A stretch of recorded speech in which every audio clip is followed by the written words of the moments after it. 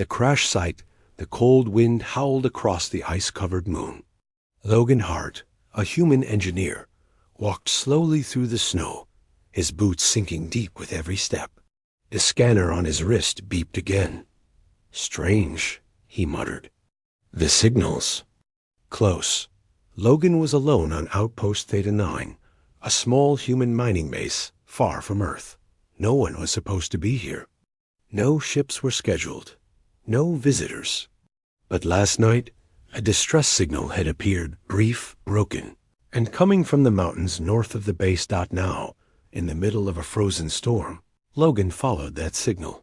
After 2 hours of climbing, he finally saw it half buried in snow, smoke rising weakly from the wreckage. A small alien shuttle, its metal cracked and scorched. One wing was missing. The other was bent upward, frozen solid. Logan pulled out his plasma torch and cut open the side door. It hissed, then fell with a heavy thud. Inside, it was dark. Sparks jumped from broken wires. Logan stepped in carefully. His helmet lights lit up the small cabin. That's when he saw her. She lay slumped against the wall, breathing fast. An alien girl, young, maybe his age or younger, wearing a damaged exosuit. Her helmet visor was cracked, and oxygen hissed from the edge. One leg was twisted, bleeding slowly. Her skin was pale blue, with glowing lines along her arms.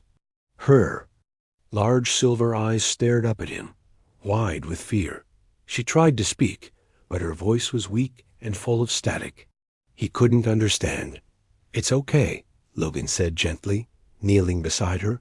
"I'm not going to hurt you." She flinched when he reached for her visor. "I need to fix your suit," he said. "You're losing air." Slowly she stopped, pulling away. She nodded once. Logan grabbed his emergency patch kit.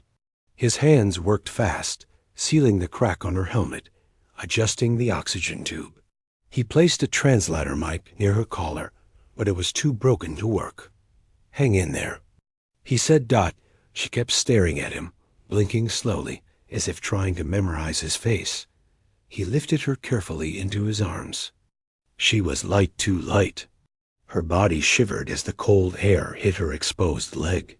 Logan pulled his jacket tighter around her.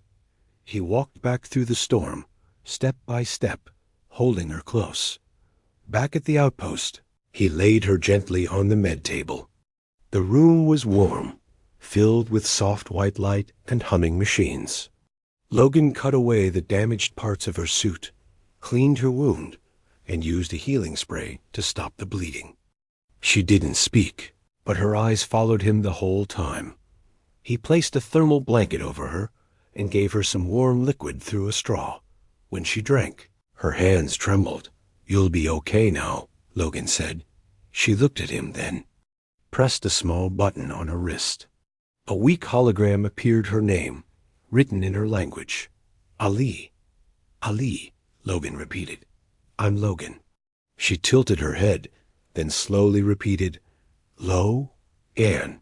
He smiled. "That's right." 4. The next hour, he worked on fixing her suit. It was advanced far beyond human tech, but parts of it were salvageable. He used wires, clamps, and a few creative tricks to patch it up. Allie watched him the whole time, her eyes soft but unreadable. Outside, the storm grew stronger. Inside, the room was quiet, just the sound of tools and gentle breathing. Logan finally sat back, wiping sweat from his forehead. "I think that'll hold for now." Allie reached out slowly, placing her hand on his arm. It was a small gesture, but Logan felt something strange, something deep. She wasn't just scared. She wasn't just hurt. She was alone. And maybe, just maybe, she didn't want to be. Fixing the unfixable. Logan didn't sleep that night. He stayed by Ely's side, checking her vitals, repairing the damaged parts of her suit, and watching the storm swirl outside the window. Every now and then he looked at her face. She was sleeping now, peacefully, but her fingers still twitched from time to time, like she was dreaming of something painful. He didn't know what her species was. Called. She had no translator chip that worked. But the soft, glowing lines on her neck and arms pulsed slowly in her sleep, like her body ran on light instead of blood. Logan whispered to himself, "Who are you, really?" In the morning, she woke up. She didn't speak, only watched him. As he handed her a warm drink and helped her sit up, her eyes scanned the room nervous. Alert. Then her gaze fell on the comms panel. She looked back at him, and her fingers tapped her wrist pad. "No signal," Logan said. "Storm's blocking everything. You're safe here, for now." Allie slowly nodded. But something in her eyes. It said she wasn't sure about that. Later, Logan sat at his workbench, studying the pieces of her suit. It was made of living metal, shifting, adapting, always healing itself. Some parts were still alive, some completely dead. It would take weeks to understand it. He only had hours. She stood behind him, silent. He turned. "You don't have to just stand there." She pointed to a tool, then to the panel he was opening. "You want to help?" She nodded once. So he passed her the tool. For the next hour, they worked together. She didn't speak, but she moved with confidence. Her fingers were fast, precise. She knew her suit like it was part of her body. Logan was impressed. "You're an engineer too, huh?" She looked at him, confused. He tapped his own chest. "Engineer, fixer, builder." She nodded, then pointed to herself. "Entail?" He repeated it. "Entail? That means engineer?" She smiled softly. It was the first time he saw her smile. As the day passed, Logan noticed small things. Allie would flinch at sudden sounds. When the lights flickered, her body stiffened. She jumped when a maintenance bot rolled by. Someone had hurt her before. Badly. She didn't say it, but she didn't need to. That night, while checking her suit's power core, Logan found something hidden behind one of the inner panels. A strange crystal-smooth silver, pulsing with energy. It wasn't a battery. It was something else. Logan held it up. Elie's face changed. She stepped back, eyes wide. She whispered something quickly in her own language. Her hands moved in panic. "Hey." "It's okay," Logan said, putting the crystal down. "I didn't know it was dangerous." She stared at it, then at him. Then she stepped forward and pressed a finger to her lips. Silence. A warning. She pointed to the sky, then to the crystal. Then she drew a symbol on the floor, using dust 2 rings, crossing over a triangle. Logan recognized it. It was the symbol of the Zorathi Empire, one of the most feared alien factions in the galaxy. The same ones that had attacked Earth colonies 5 years ago. He looked at her. His voice was low. "Are you one of them?" She shook her head. Then, slowly, she drew a line across the symbol, cutting it in half. A traitor? A rebel? A prisoner? He didn't know. But now, everything was different. That crystal might be the reason she crashed. Or worse, it might be what someone is coming to find. Logan just activated its signal. Outside, the storm finally cleared. The sky turned black and quiet. And above the moon, far beyond the clouds, something unseen blinked into orbit. Asterisk. A silent bond. The next morning was quiet. Too quiet. Logan sat near the window of the outpost, looking at the sky. He couldn't see anything, but he felt it like a weight pressing down on the air. He had turned off all outside signals. No lights, no beacons, no transmissions. Whatever was out there, he didn't want to lead it here. Behind him, Ali stood still, watching him. She had said nothing since the night before, but her body language had changed. She no longer looked like a scared stranger. Now, she looked like someone preparing for something. Logan turned and met her eyes. "You think they're coming for you?" She gave a slow nod. and pointed at the crystal again, still locked inside the repair table. He frowned. That thing? It's a tracker, isn't it? She hesitated, then nodded again. Logan sighed. And we need to bury it deep. Somewhere. No one can find. But Allie shook her head. Instead, she walked to the crystal, placed both hands on it, and closed her eyes. Dot glowed softly, then dimmed. She opened her eyes and gave him a calm look. Dot, it was no longer transmitting. Logan stared at her. You just shut it off? She gave the smallest nod. Dot, she had trusted him with her secret. Now she trusted him to keep it safe. The rest of the day passed in silence. They worked together, side by side. Dot, she taught him small gestures, how to say yes and no in her language, how to say thank you with her fingers. He showed her how to cook earth rations, how to use the medbot, how to charge a power cell. Dot, she began leaving little drawings for him on the table, on a scrap of metal, on the wall. Simple images, a star, a hand, a small figure with messy hair. That one made him laugh. You think I look like that? He said. Dot, she grinned and pointed at his hair. He couldn't argue. That night, the silence was different. Dot, it wasn't cold. Dot, it wasn't empty. Dot, it was comfortable. Dot, Logan was sitting by the power core, checking fuel levels, when he heard footsteps. Allie walked up behind him, holding something. Dot, it was a translator built from scraps. His spare mic, her wiring, a few pieces from the comms console. She handed it to him. He looked at it in surprise. You built this? She nodded, then pressed the activation button. The device crackled to life. She looked at him, took a breath, and spoke through the translator. Her voice was quiet, a little robotic, but clear. Thank you, Logan. He blinked. You said my name. She smiled gently. You saved me. No hurt, no fear. He stood slowly, feeling something stir in his chest. It's okay. You're safe here. Her eyes glistened, silver and deep. Dot, then she whispered something else. You kind. Not like them. Logan didn't ask who them was. He already knew. She had been hunted, maybe experimented on, maybe betrayed by her own people. He could see it in her scars, in the way she still jumped at loud sounds, in the way her eyes searched the shadows before she entered any room. But now, she was starting to heal. Dot, and in that moment, Logan realized something. He wasn't just protecting her anymore.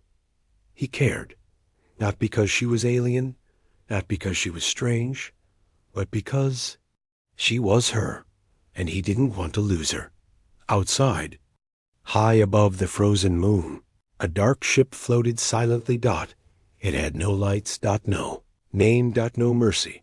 Dot, it had found the trail again. Dot, it was coming. Asterisk, the question. The air inside the outpost had changed, not because of the machines. Dot, not because of the temperature, but because something unspoken had begun to grow between them. Logan could feel it. Allie wasn't just a stranger anymore. She was part of his space, his rhythm. He found himself waiting for her smile, her nod, the soft sound of her breathing as she worked beside him. He noticed how she tilted her head when thinking, or how she chewed her bottom lip when unsure. She had stopped flinching. She no longer kept her distance. She sat beside him now, closer each day. That afternoon, as the wind howled outside and the power lights flickered gently, Logan decided to finish what he started. Her exosuit, what was left of it, was spread out on the workbench. Its systems were half alive, struggling to restart. He had replaced broken joints with human-made servos and patched the chest plate with parts from an old mining rig. It's not pretty, Logan said, tightening a bolt, but it might keep you alive. Allie stood quietly beside him, watching, and she did something she hadn't done before. She reached out and touched his hand, softly, gently. He paused, startled. She pointed to the repaired chest unit. You Fix this. For me? Logan smiled. Of course. I want you to be safe. She looked down, then slowly sat on the bench. He helped her slide into the rebuilt suit. Piece by piece, he guided her arms, adjusted the locks, sealed the edges. Her breathing changed, slower, deeper. He moved around her, fixing the last shoulder plate. Her long white hair brushed lightly against his neck as he adjusted the back panel. Then, just as he was about to tighten the collar, she turned her head. Their faces were close, too close, and then softly, with the translator crackling, she asked, "Do you love me, human?" Logan froze. The question echoed in his ears. His hands stopped moving. The wrench slipped from his fingers and clattered on the floor. He looked into her silver eyes, searching, nervous, but full of something he hadn't seen before. Not fear, not pain. Hope. Logan swallowed. His heart pounded. I don't know, he said honestly. I wasn't ready for that. She tilted her head, confused. He sat down on the floor beside her. I care about you. A lot. You've been through something terrible, and yet, here you are, brave, strong, smiling. She blinked slowly. I don't know what love is for your people, he continued. But if it means wanting to protect someone more than yourself, then maybe I do. Allie reached out and took his hand.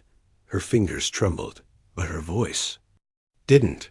Then I stay. Logan looked up at her. What? She said it again, slower. I stay, with you. Before he could reply, the lights in the outpost flickered, then died. Darkness. A deep hum filled the walls. Then a low signal began to beep on the emergency panel. A ship was approaching. Asterisk. The hunter arrives. The warning light blinked red. Logan rushed to the control panel and hit the backup power. The screens flickered, then came to life, showing a small object breaking through the upper atmosphere. It wasn't human. No ID, no broadcast. Code, no response to hails. Allie stood behind him, frozen, her eyes locked on the screen. She knew that shape. A black triangle with no windows. No engine trails, no wings. Just shadow and silence. Logan spoke quietly. It's them, isn't it?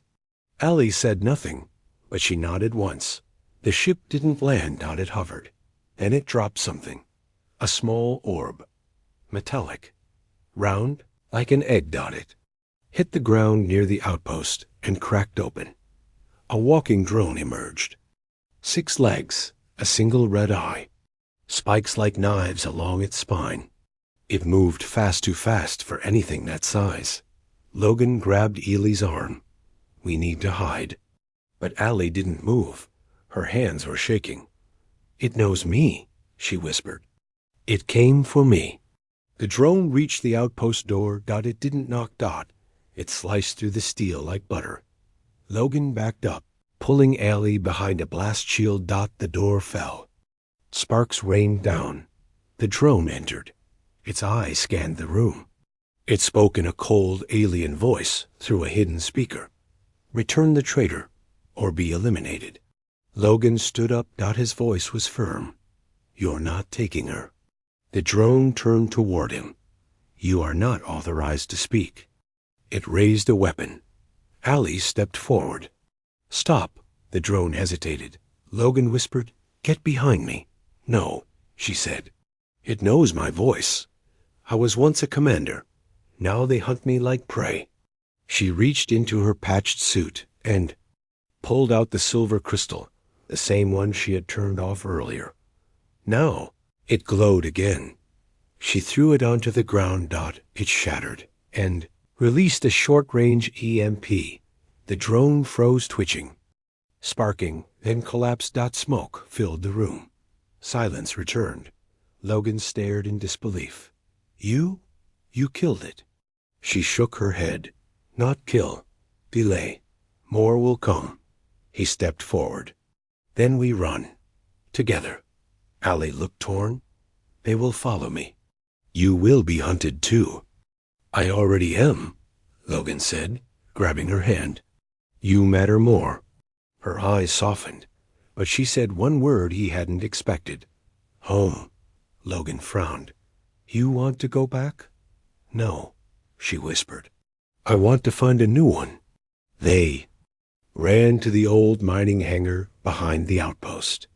A small shuttle was stored there, barely working, rusted, half-powered, but maybe. Enough. As Logan worked to fuel the ship, Allie sat beside him, holding a piece of wiring.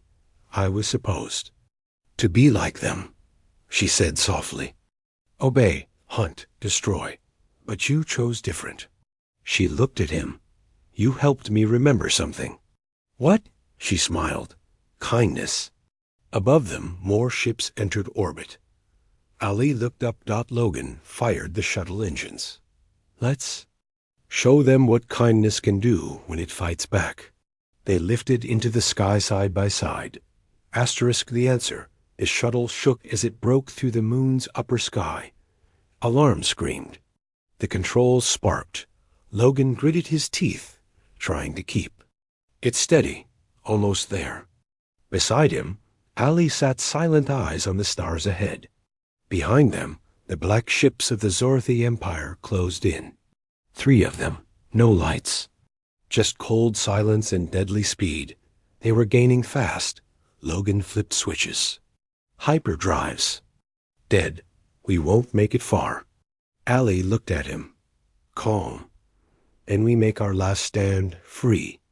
The ships locked on. Targeting systems charged. But just before the first shot fired, Logan's old distress beacon activated on its own. A soft green light blinked on the panel. Then a signal pinged from deep space. A human fleet was answering. The stars tore open. 3 Terran warships exited warp just behind the moon. Big, loud, human-made, brutal, metal angels. One of them, 2's Horizon Blade, opened fire. Zorthi ships turned, surprised. But too slow. Missiles screamed. Beams lit the dark sky. A battle began above the moon. The Horizon Blade hailed Logan's shuttle. Outpost. Theta 9 shuttle identify. Logan grabbed the mic. Engineer Logan Hart. I'm with a Zorthi defector. She helped me stop a drone. She saved my life. There was silence for a moment. Then a voice replied, Understood. Follow our beacon. We'll cover you. Allie watched as her former masters were pushed back by the very species they once feared. She looked at Logan. Why did you help me? He looked back, tired but smiling. Because you asked a question I wasn't ready for. She tilted her head. Now? He took a deep breath. Now.